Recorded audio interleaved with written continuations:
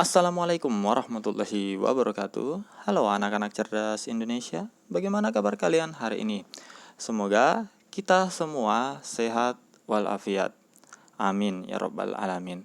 Dan sekali lagi Pak Guru tidak bosan-bosannya mengingatkan kepada anak-anakku sekalian, anak-anak cerdas Indonesia, untuk tetap melakukan protokol kesehatan dengan rajin mencuci tangan, memakai masker, dan menjaga jarak.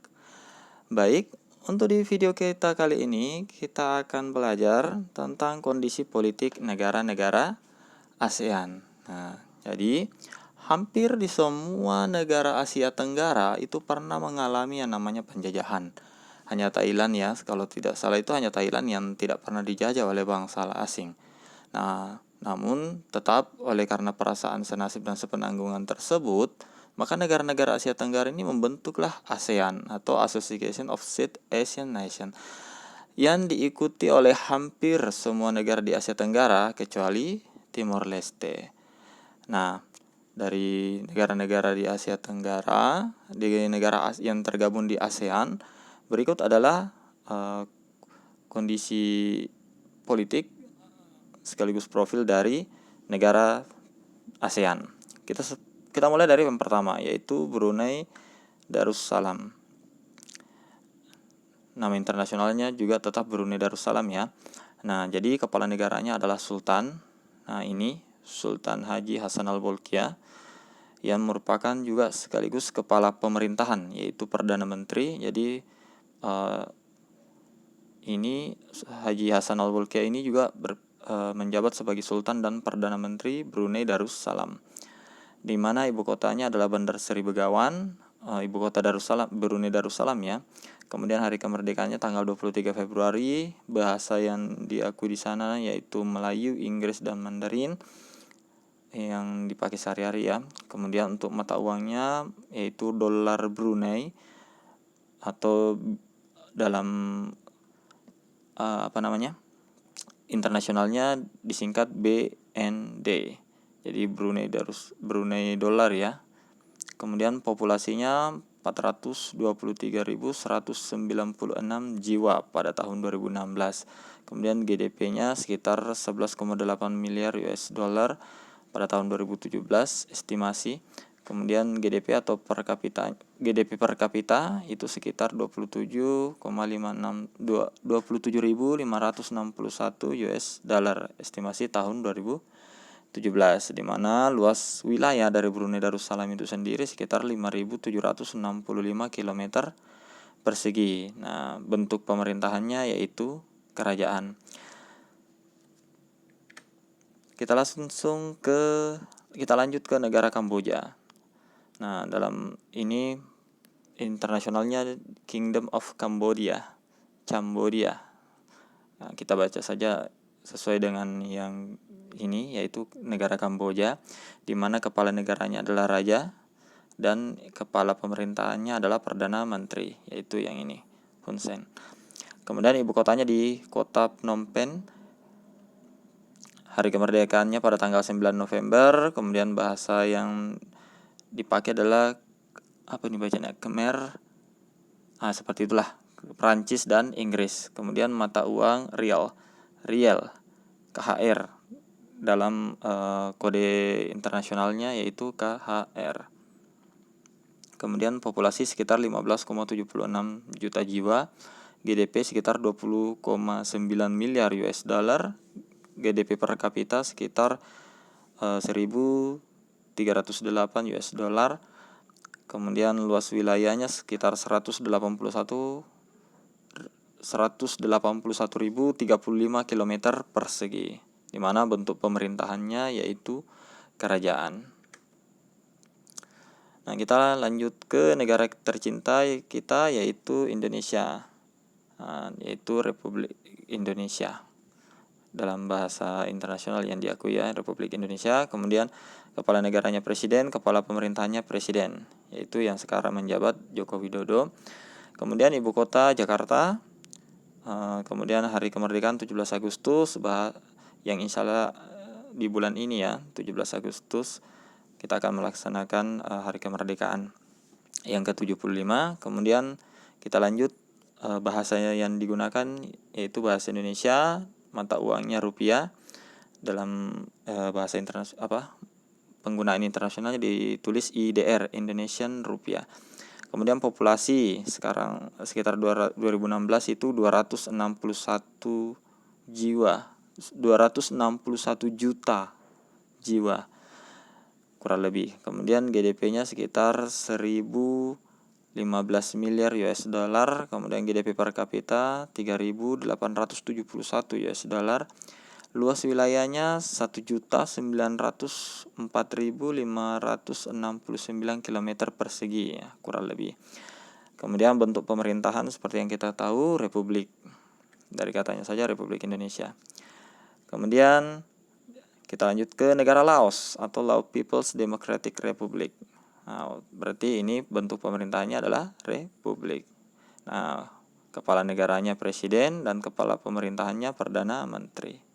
Nah, ini orangnya. Kemudian ibu kota Vientiane, kemudian hari kemerdekaannya tanggal 2 Desember, bahasa Lao, Prancis, dan Inggris. Mata uangnya KIP atau LAK. Kemudian populasi sekitar 6,76 juta jiwa, GDP-nya 14,8 miliar, GDP per kapita 2029 US dollar, dan luas wilayah sekitar 237.955 km persegi. Kita lanjut ke negara tetangga kita yaitu negara Malaysia, di mana kepala negaranya adalah raja. Nah, karena kepala negaranya raja berarti bentuk pemerintahannya adalah kerajaan. Berarti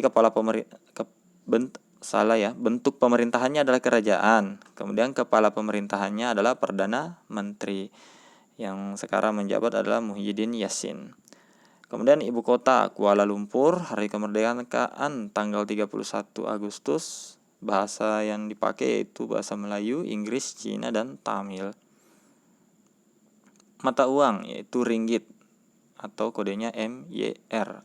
Populasi sekitar 31,19 juta jiwa pada tahun 2016. Kemudian GDP sekitar 336 miliar US dollar, kemudian GDP per kapita sekitar 10.426 US dollar.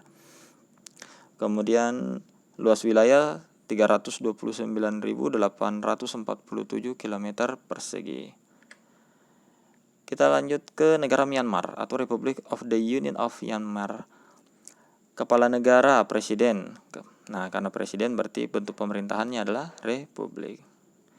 Di sini sudah terlihat republik ya. Kepala pemerintahan presiden. Nah, ini hampir sama dengan Indonesia, di mana kepala negara dan kepala pemerintahannya dua-duanya adalah dijabat oleh presiden. Kemudian ibu kota di Naypyidaw. Hari kemerdekaan pada tanggal 4 Januari. Di mana bahasa yang dipakai adalah bahasa Burma. Kemudian mata uangnya adalah kyat atau dalam kodenya itu MT. Kemudian populasi sekitar 52,89 juta jiwa. GDP-nya sekitar 75,7 miliar US dollar. Kemudian GDP per kapita 1.438 US dollar, di mana luas wilayahnya adalah 676.578 km persegi. Baik, kita lanjut ke negara Filipina atau Republic of the Philippines.